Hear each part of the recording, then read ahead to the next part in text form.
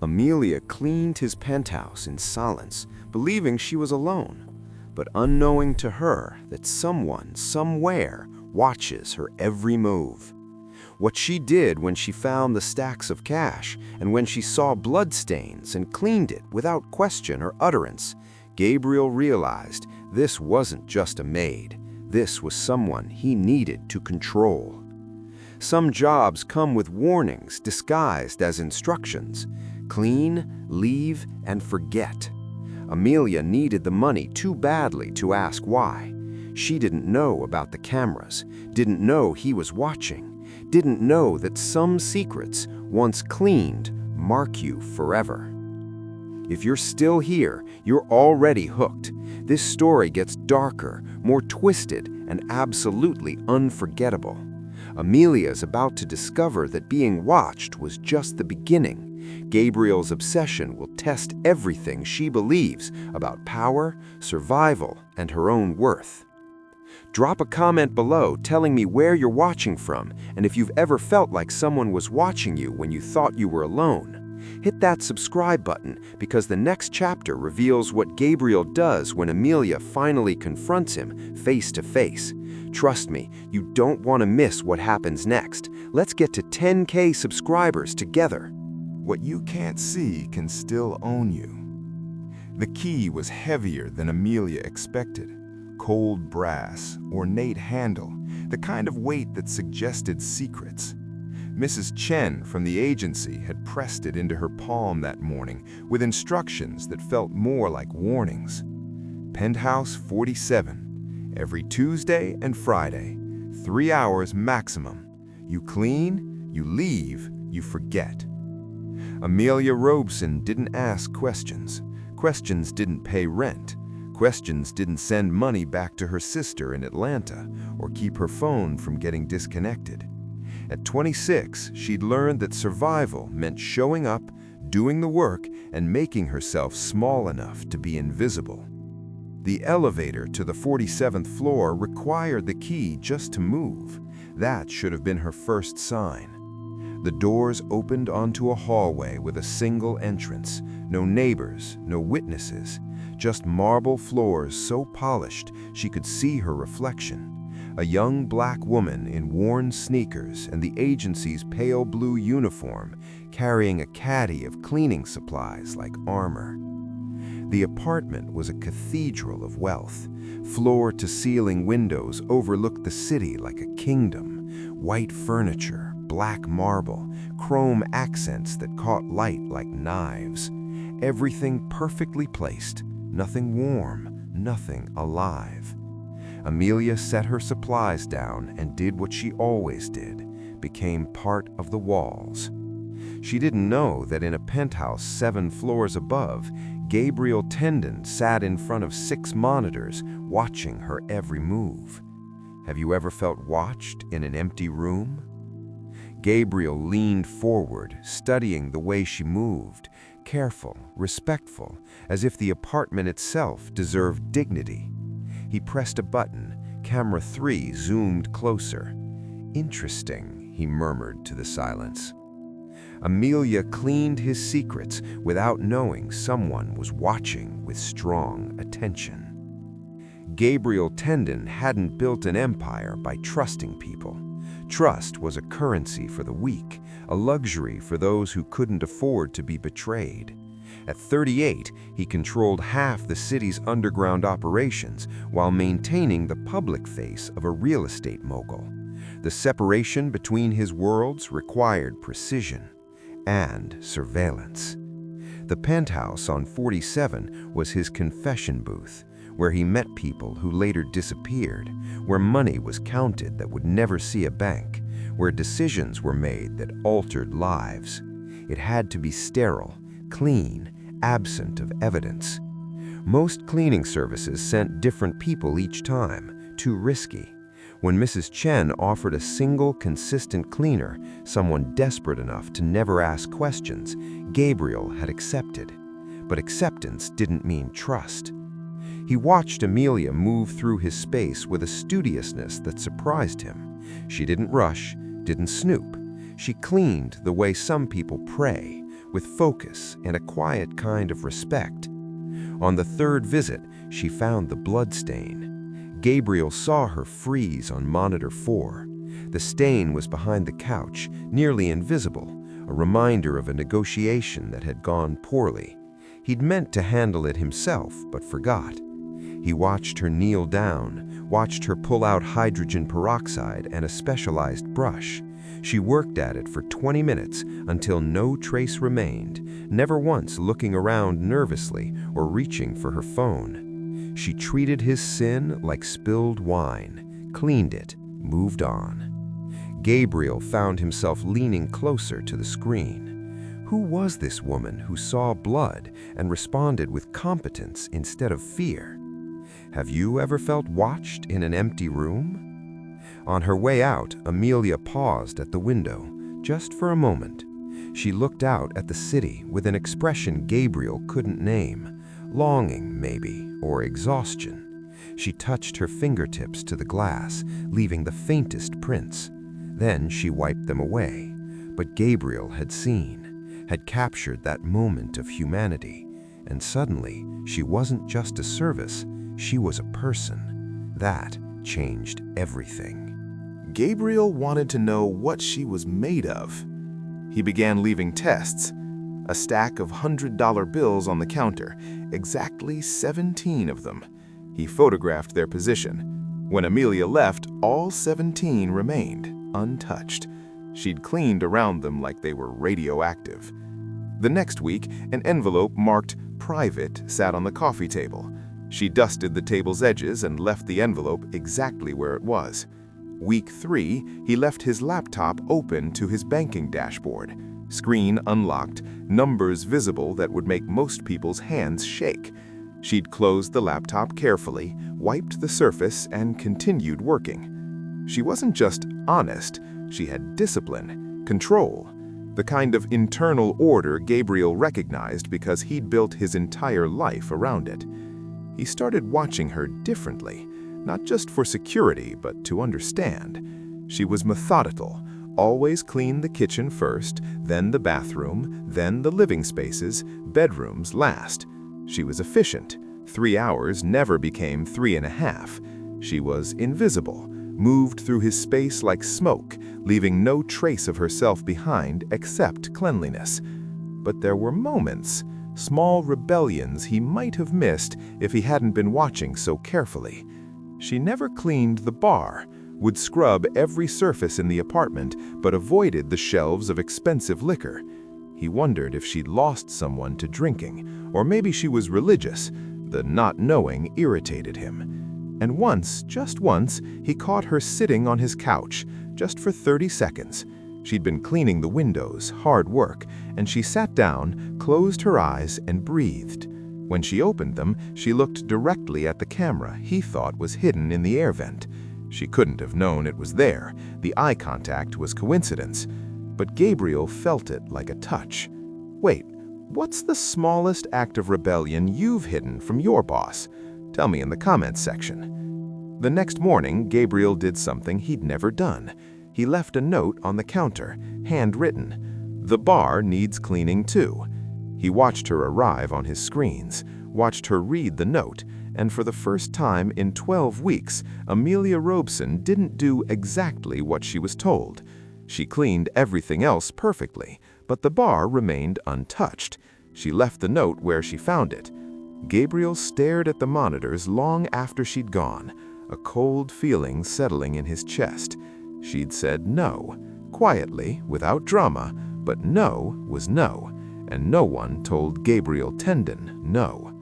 Control isn't control if someone refuses to be controlled. Gabriel made a call.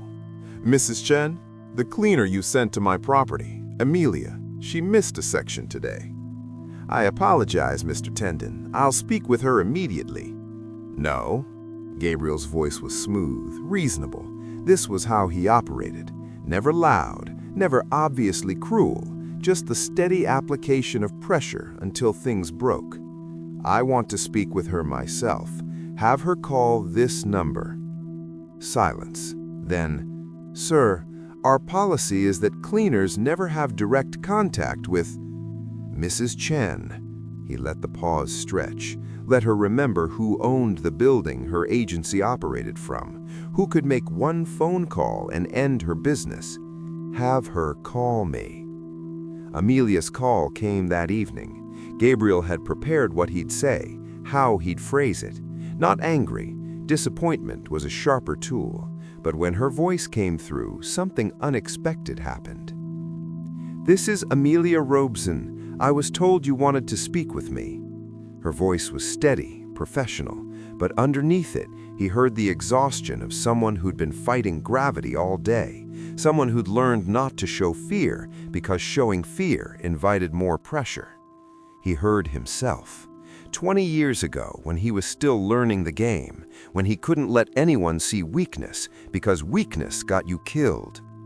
"The bar," Gabriel said. "You've cleaned everything in the apartment except the bar. Why?" A pause. "Is there something specific about the bar's cleaning you're unsatisfied with?" "You're avoiding the question."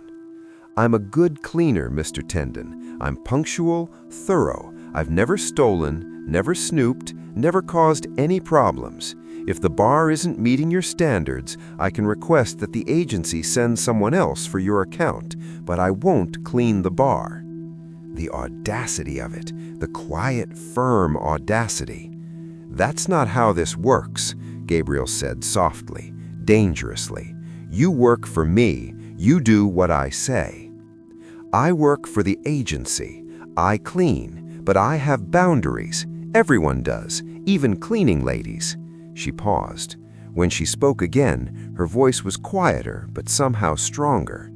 "Even maids are people, Mr. Tendon. We're allowed to have lines we don't cross." She hung up. Gabriel stared at his phone. No one hung up on him. No one set boundaries with him. No one told him what they would or wouldn't do. He felt anger, of course he did, but underneath it, something else, something that felt almost like respect? No, that wasn't right. You didn't respect the people you paid, you managed them.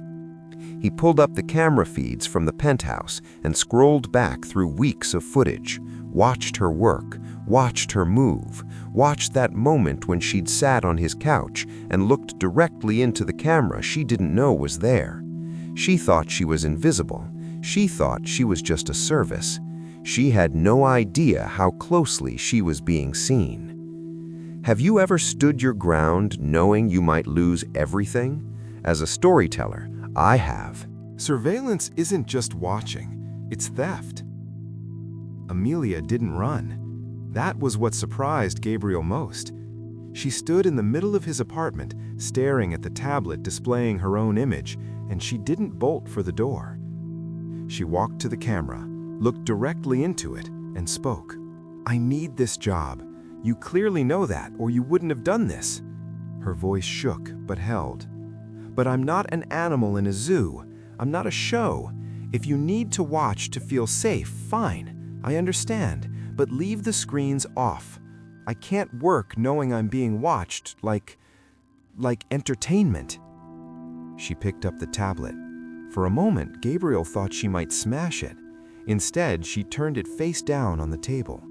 Then she went to her supplies and began to clean.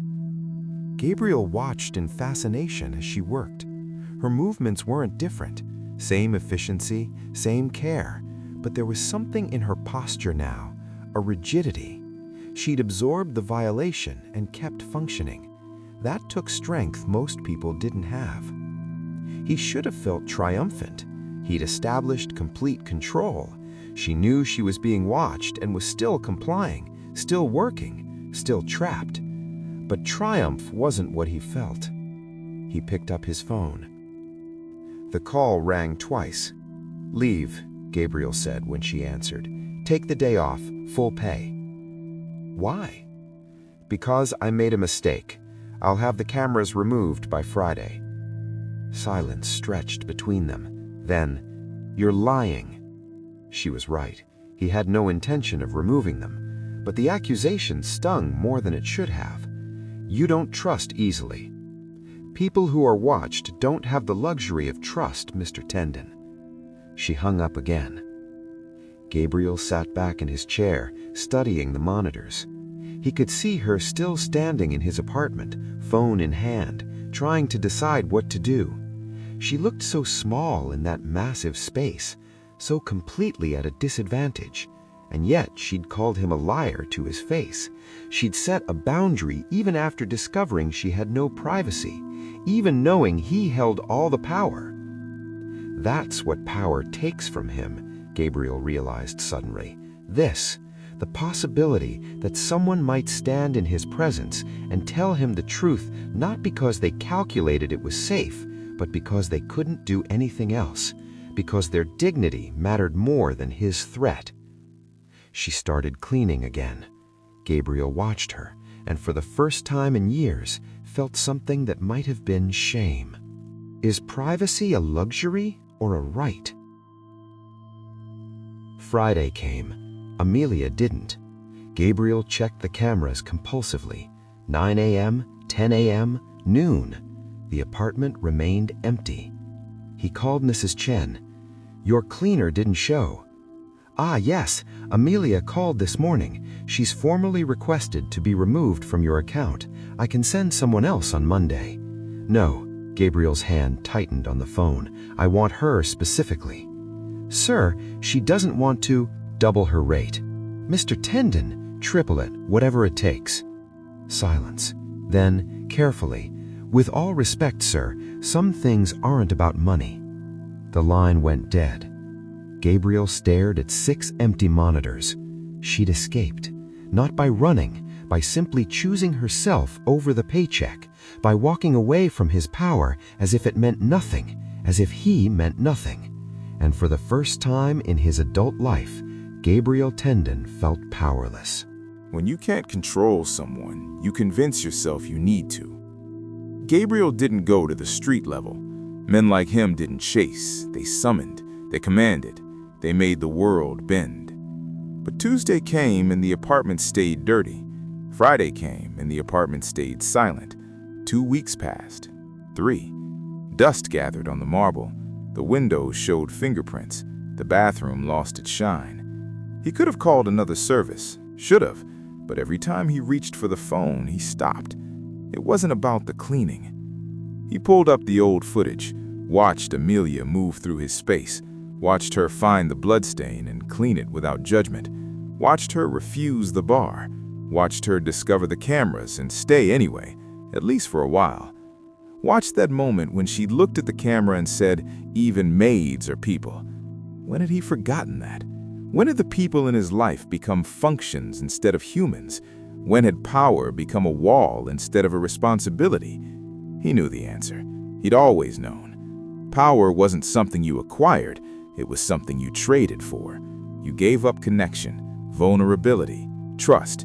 In return, you got control, safety, the illusion that you could prevent pain by preventing proximity.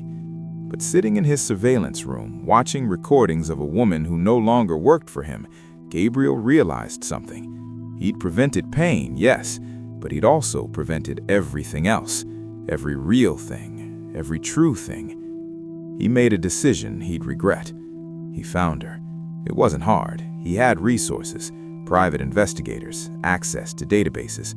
Within 48 hours, he had an address in a neighborhood his driver avoided, an apartment building with broken security lights and mailboxes that didn't lock.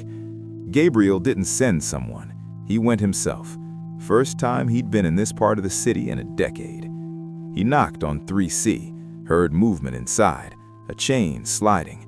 The door opened 3 inches, and Amelia's face appeared in the gap. Her expression didn't change. "How did you find me?" "I have resources. So you're a stalker now, not just a voyeur. Good to know the progression." The words should have made him angry. Instead, they made him tired. "I came to apologize. Apologize for watching me or apologize for getting caught?"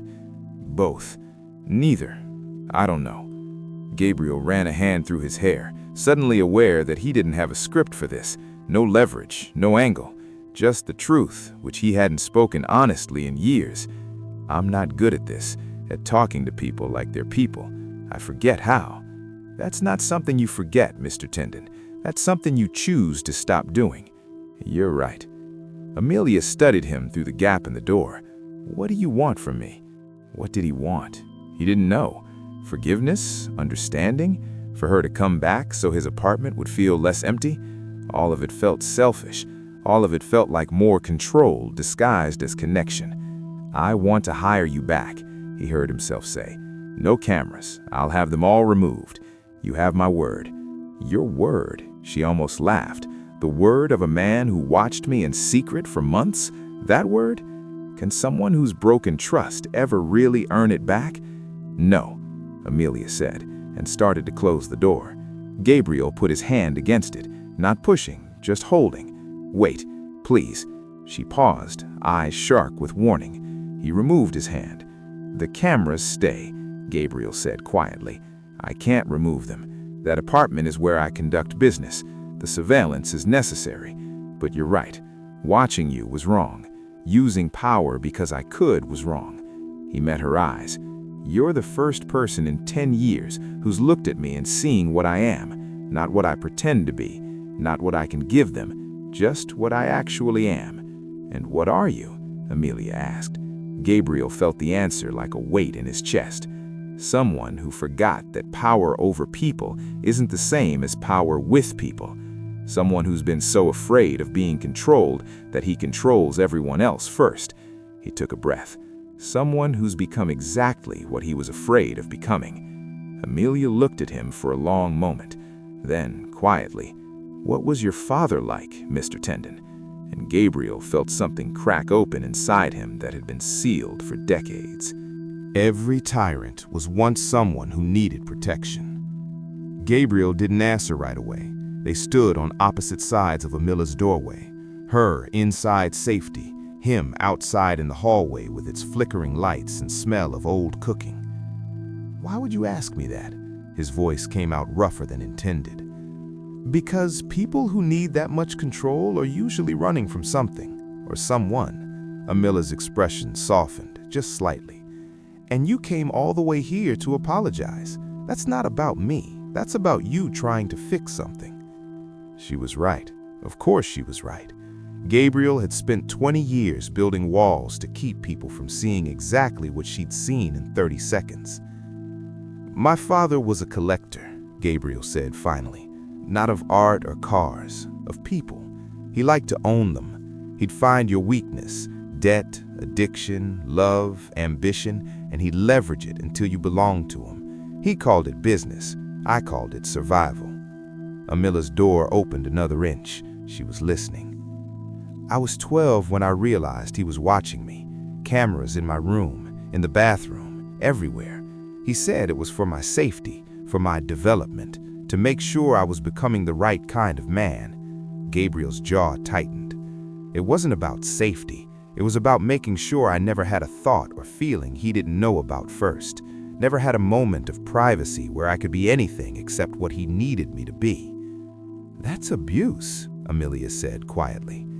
"That's power," Gabriel corrected, or what I thought power was. "I spent my whole childhood being watched, being controlled, being owned, and I swore when I got out I'd never be vulnerable like that again, never be the one on camera, never be the one without choice." "So you became him instead." The words hung between them like an accusation and a diagnosis. "I became him instead, and I didn't even notice until a cleaning lady refused to dust my liquor bottles and I lost my mind over it." Something that might have been a smile flickered across Amelia's face. "That bar thing really bothered you. You told me no. No one tells me no." "Maybe that's the problem, Mr. Tendon." Gabriel looked at her, really looked. She was young, younger than he'd realized, late 20s maybe. She had the kind of tired eyes that came from working 2 jobs and still coming up short. Her apartment was tiny from what he could see. Clean though, very clean. Even exhausted and stretched thin, she maintained order. "You weren't cleaning the bar because," he asked. Amelia hesitated. Then, "My father drank himself to death. I was 17. Watching someone slowly kill themselves with something you can buy at any store does something to you. I can't touch alcohol without feeling like I'm facilitating, even when I know it's not rational. I can't." She met his eyes.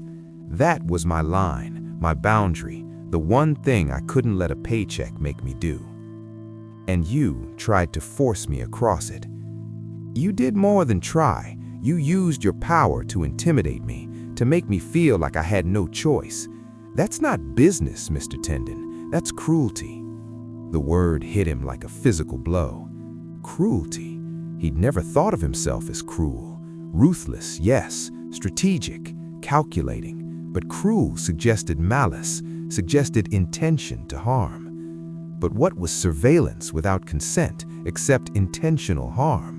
What was leveraging someone's desperation except cruelty? What was his whole life except a series of cruel calculations dressed up as business? "You're right," Gabriel said, "and I'm sorry. Not because I want you to come back, not because I need anything from you, just because you deserved better than what I did." Amelia studied him for a long moment. Then she opened the door fully and stepped aside. "Come in, we should talk properly." Gabriel stepped into Amelia's apartment and stopped. It was smaller than his closet, one room serving as bedroom, living room, and kitchen. Furniture that didn't match, but everything was intentional, organized, a life built from scraps, but built with dignity. On her tiny desk was a stack of community college textbooks. Nursing program, he realized. She was trying to build a way out. "You're a student," Gabriel said. Amelia nodded. "Work during the day, classes at night. Or I was. I'm behind now. Dropped 2 shifts after I quit your account." She looked at him levelly. "So yes, Mr. Tendon, your apology is nice, but it doesn't pay my bills. It doesn't make up for the income I lost standing up for myself. Pretty words are cheap. Change is expensive." She crossed her arms. "So here's what I need to know.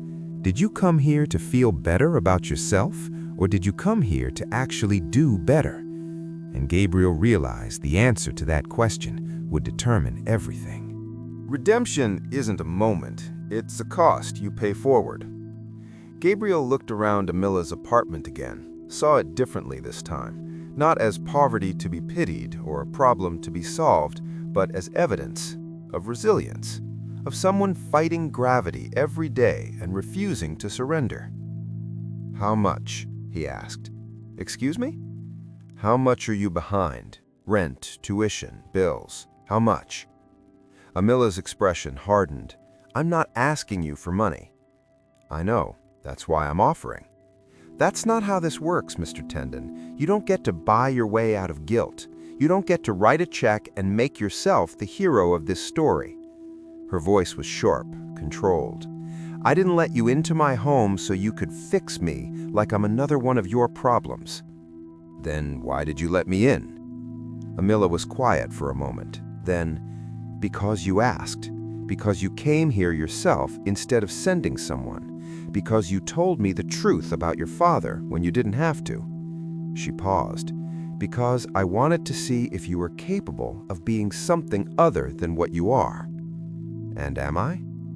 "I don't know yet." Gabriel nodded slowly. He understood transactions, negotiations, the exchange of value. But this was different. This was someone asking him to prove he could be human without getting something in return. No leverage, no angle, just the possibility of change. "I can't remove the cameras," Gabriel said finally. "I told you that was a lie, and it was. That apartment is where I do business that requires security. But I can stop watching you. I can delete all the footage. I can give you a key to the surveillance room and let you verify it's off when you're there." "Why would I come back at all?" "Because I'll pay you what you're actually worth, not cleaner rates, not even triple. I'll pay you what someone who can be trusted with my secrets should be paid." He named a figure that made her eyes widen. "Per visit. And I'll pay your tuition, full ride, whatever program you want." "That's not—" "Let me finish." Gabriel held up a hand. "Not as charity, as employment. You've seen things in that apartment. Blood, evidence. You cleaned it all and never said a word. That's worth more than dusting. That's discretion. That's loyalty. Even when I didn't deserve it, you protected what you saw. I'm offering to pay you for what you already gave." Amila stared at him. "You're trying to trap me, make me complicit. If I take that much money, I become part of your world, part of whatever you do in that place." "No. If you take that money, you become free of needing to clean at all. You can finish school. You can build the life you're trying to build. And yes, you'll know things about me, but you already do. The only question is whether I compensate you fairly for the risk I've already put you at." It was manipulation. Gabriel could hear it even as he spoke. He was good at finding the argument that worked, the angle that seemed like choice but was really just a prettier cage. But Amila saw it too. "You are very good at this, at making traps look like gifts, at using power so smoothly people don't realize they're being controlled until it's too late." "Yes." The admission surprised her. "At least you're honest about it now." "I'm trying to be. It's harder than I thought." Gabriel met her eyes. "I'm not good, Amila. I'm not going to suddenly become some reformed saint because a cleaning lady told me the truth. I'm going to keep being who I am, but maybe I can be that person with a little more awareness, a little more restraint, a little more respect for the fact that everyone I encounter is human, even when it's inconvenient for me." Amila was quiet for a long time. Gabriel didn't push, didn't negotiate. He'd said what he came to say. The rest was up to her.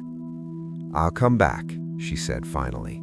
"Not because of the money, because I want to see if you mean what you say, if you can actually do better." She looked at him steadily. "But I'm not taking the tuition money, not yet. You have to earn that, by keeping your word, by treating me like a human being, not a function or a problem, by proving that you understand the difference." "How long?" "As long as it takes." She smiled, but it was sad. "That's the thing about trust, Mr. Tendon. You don't get to set the timeline. You just have to pay the cost until the debt is settled." Is change possible for people who've done terrible things? 3 days later, Amila keyed into the penthouse apartment. She set down her supplies and looked directly at the nearest camera, held up a piece of paper with a single word written on it. "Prove it." 7 floors above, Gabriel sat in his surveillance room. He stared at her message. Then, slowly, he reached for the controls.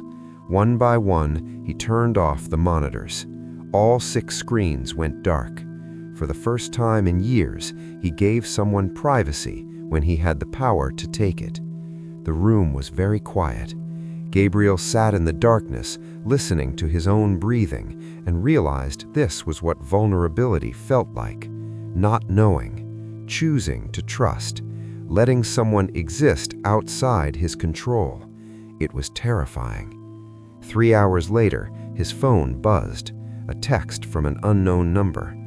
"Kitchen, bathroom, bedroom, living room, all clean. Bar still untouched. See you Friday, M." Gabriel stared at the message. She'd kept her boundary. He'd kept his word. It wasn't redemption, but it was a start. Some costs are paid in full.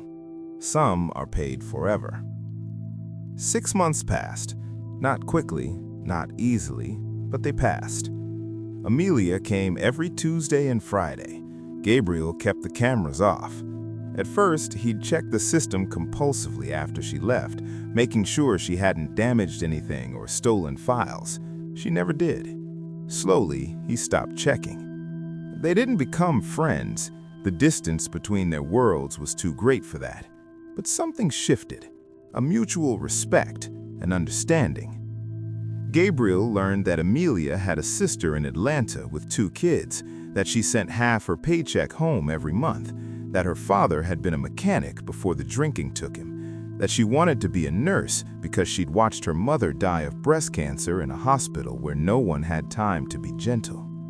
Amelia learned that Gabriel's mother had left when he was 8, that his father had died of a heart attack in prison, that the empire Gabriel ran was built on the corpse of his father's empire, that he'd never killed anyone himself, but he'd ordered it done, that he lived with that.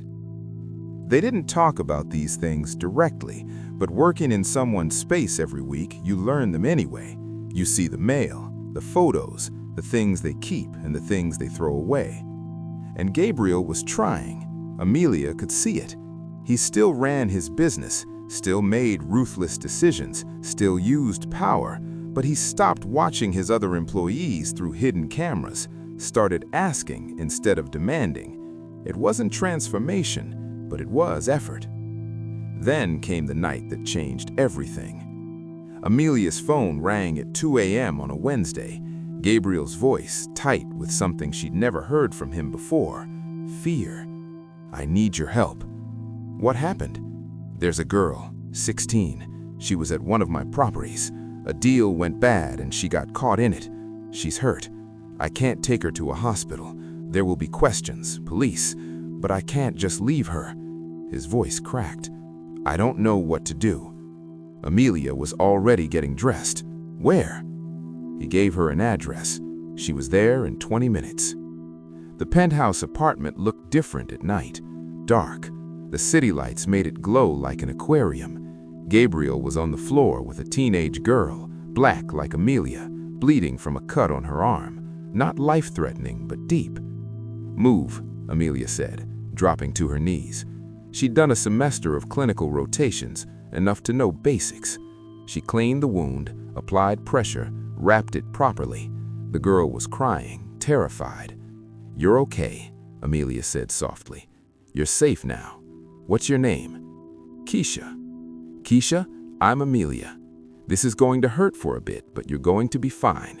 Where are your parents?" The girl's eyes darted to Gabriel. He shook his head. "Foster system." She ran away. Amelia looked at Gabriel, really looked. He was stripped of his usual armor, no careful control, no strategic thinking, just a man who had realized that his business had hurt a child. "She needs a hospital," Amelia said. "I know, but if I take her, then don't take her. I will." Amelia stood.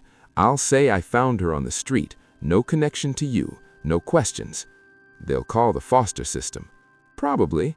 That's where she belongs, somewhere safe." Amelia looked at the girl. "Unless you know somewhere better?"